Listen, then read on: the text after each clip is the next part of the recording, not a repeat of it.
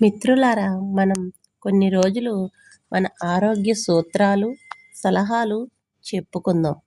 ప్రతిరోజు ఉదయాన్నే నిద్రలేద్దాం.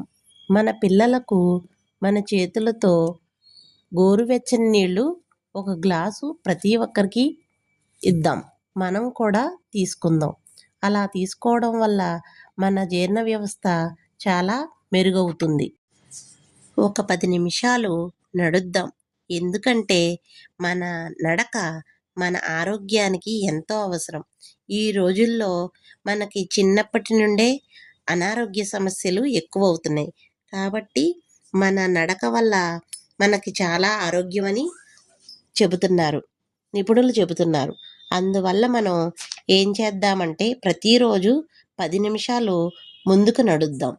తరువాత ఒక్క 5 నిమిషాలు వెనక్కి నడుద్దాం. దీనివల్ల మోకాలి నొప్పులు తగ్గుతాయి.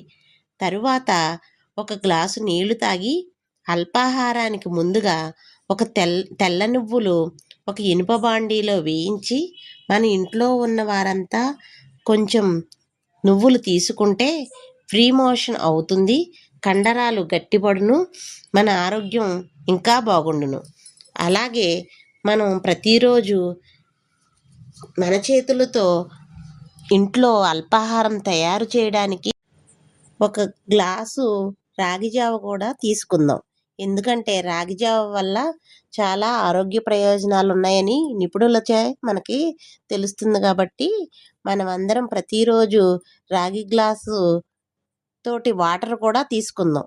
రాగి గ్లాసు వాటర్ తాగడం వల్ల చాలా ఆరోగ్య ప్రయోజనాలు ఉన్నాయంట. ప్రతిరోజు మనం తినే ఆహారం ఏదైనా సరే నమిలి మింగమని మన పిల్లలకు, మన ఇంట్లో ఉన్న పెద్దలకు అందరికీ చెప్పుకుందాం. మంచినీరు తాగేటప్పుడు కూర్చొని త్రాగమని, దానివల్ల త్వరగా మోకాలు నొప్పులు రావని చెప్పాలి. ప్రతి ఒక్కరికి ఇదే నా ధన్యవాదములు.